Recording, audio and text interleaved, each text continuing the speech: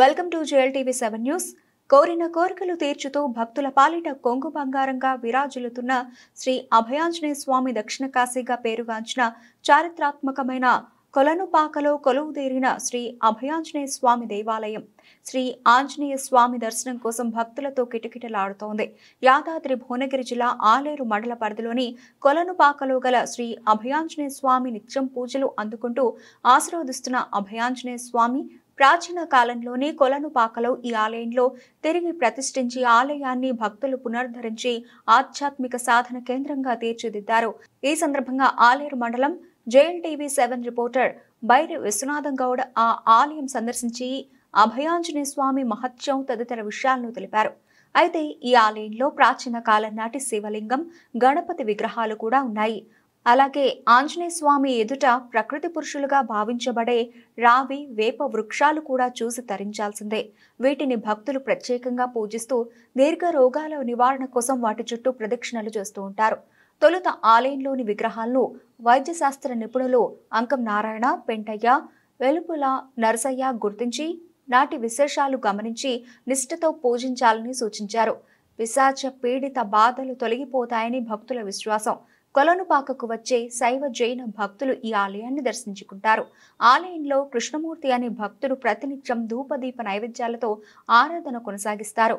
ఇదిలా ఉండగా రాష్ట్ర ప్రభుత్వం దేవాదాయ ధర్మాదాయ శాఖ తెలంగాణ రాష్ట్రంలో ఎన్నో ఆలయాలకు నిర్వహణకు సహకరిస్తున్న నేపథ్యంలో ఈ ప్రాచీన శ్రీ అభయాంజనేయ స్వామి ఆలయానికి కూడా అభివృద్ధికి చేయూతనివ్వాలని స్థానిక ప్రజలు కోరుతున్నారు.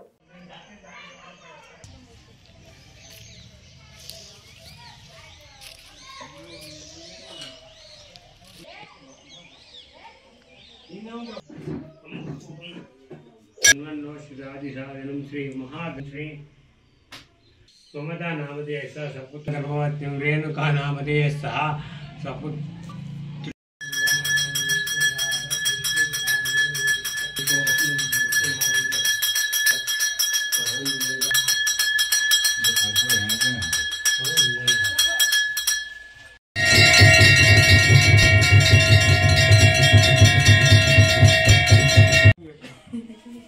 యాదాద్రి భువనగిరి జిల్లా ఆలేరు మండలం కొలనుపాక గ్రామంలో అభయ ఆంజనేయ స్వామి ప్రాంగణంలో మనం ఇప్పుడు ఉన్నాము. ఈ కొలనుపాక అభయ ఆంజనేయ స్వామి ఆలయం చాలా ప్రాచీన కాలంలో ఉన్నటువంటి ఆలయం.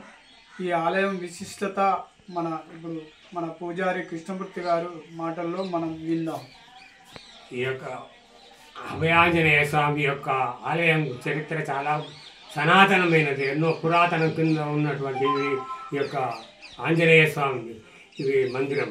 ఈ మందిరానికి వచ్చే భక్తులు ఎలాంటి భక్తులు వస్తారంటే వాళ్ళ యొక్క కోరికలు ఎడమర్చి ఈ సంతానం లేని వారికి సంతానము, మరియు దీర్ఘకాల రోగములు ఉన్న వారికి అటువంటిది నయమవుతున్నాయి. ఇక్కడ ఉన్నటువంటి ప్రకృతికి రాగి చెట్టు అండ్ వేప చెట్టు కలిసి ఉన్నది. ఈ చుట్టుపక్కల ఇటువంటి అభయాంజనేయ స్వామి విగ్రహం ఇక్కడ పరిధిలో లేదు కాబట్టి ఇది ఒకటే ఉన్నది.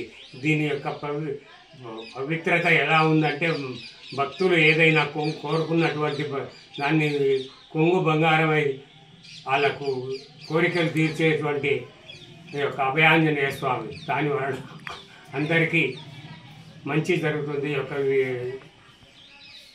చెప్తున్నారు. ఇదే సనాతన ధర్మంలో బాగా ప్రాచీనమైనటువంటి దేవాలయం. అవును. ఈ దేవాలయాన్ని మరి ముందట రాగి చెట్టు, వేప చెట్టు ఉంటుందట. అవును. దాని చుట్టూ తిరిగితే మరి ఏ రోగాలు నయమవుతున్నాయి మన టెంపుల్లో? దీర్ఘకాలిక రోగాలు కావచ్చు, లేకపోతే చేతబడి చేసేటువంటి కావచ్చు, లేకపోతే అతనికి ఉన్నటువంటి భూత ప్రేత పిశాచాలు కావచ్చు, లాంటి దాని యొక్క చెట్టు ప్రదక్షిణ చేసి ఆంజనేయ స్వామి ప్రదక్షిణే తొందరగా వాళ్ళకు నయమై ఈ యొక్క విగ్రహాన్ని, ఈ యొక్క దేవాలయాన్ని సందర్శిస్తుంటారు. భక్తులు ఎళ్ళవేళలా వస్తుంటారు. వాళ్ళ యొక్క అనుగ్రహం తీరుతుంటుంది. స్వామి యొక్క కృప వాళ్ళ మీద ఉంటుంది కాబట్టి ఎప్పటికీ కానీ అభయాంజనేయ స్వామిని మరవకుండా వస్తుంటారు భక్తులు. మరి మీరు ఈ ఆలయంలో ఎన్ని రోజుల నుంచి పూజ నిర్వహిస్తున్నారు? మరి దీనికి ఏమన్నా ప్రభుత్వం ఏమన్నా ఆర్థికంగా కానీ ఏమన్నా ఇప్పుడు యాదగిరిగుట్ట లక్ష్మీ నరసింహస్వామి టెంపుల్ వారు కొన్ని టెంపుల్లో దత్తత తీసుకొని అభివృద్ధి చేస్తూ ఉన్నాయి. అందులో ఏమన్నా మీ టెంపుల్ ఏమన్నా అభివృద్ధి చెందిందా, చెందలేదా? అలాంటి ఏమన్నా మీరు ఎమ్మెల్యే దృష్టికి కానీ ప్రభుత్వ దృష్టికి కానీ మీ కమిటీ సభ్యులు కానీ మీ భక్తులు కానీ ఎవరైనా తీసుకొని పోయారా? చెప్పండి. ఈ యొక్క నాకు గవర్నమెంట్ తరపు నుంచి వెళ్ళి ఎండోమెంట్ తరపు నుంచి వెళ్ళి జీతభత్యం ఒక నెలసరి జీతభత్యం అమలైంది మొన్న నుంచి వెళ్ళి. అంతా ఒక 9 నెలల నుంచి నాకు యొక్క జీతం వస్తున్నది. కానీ నాకు ఎలాంటి ఆదాయం కానీ ఎలాంటి వనరులు కానీ లేవు. ప్రభుత్వ దృష్టికి ఇంతవరకు ఎవరు తీసుకెళ్ళలేదు. కమిటీ సభ్యులు ఉన్నారు, ఎవరికి వాళ్ళే అది చేస్తున్నారు. కానీ దేవాలయం అభివృద్ధికి తీసుకురావడానికి వాళ్ళు కృషి చేస్తలేరు. వాళ్ళు ఈ యొక్క నేను గత 30 సంవత్సరాల నుంచి ఈ ఆలయంలో కూడా పూజారిగా పనిచేస్తాను. నిత్య ధూపదీప నైవేద్యములను సమర్పిస్తున్నాను. ప్రతిరోజు స్వామివారికి అభిషేకము అండ్ ధూపదీప నైవేద్యం చేసిన తర్వాతనే నేను ప్రతి రోజు కూడా ఉంటుంటాను ఇక్కడ.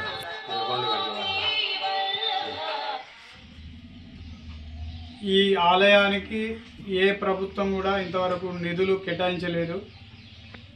ఇక్కడ భక్తులందరూ మంచి ఒక ప్రాచీనమైనటువంటి అభయాంజనేయ స్వామి ఆలయం అని చెప్తున్నారు. దీనికి ప్రభుత్వము సహకరించాలని చెప్పి ఇక్కడ భక్తులందరూ కోరుతూ ఉన్నారు.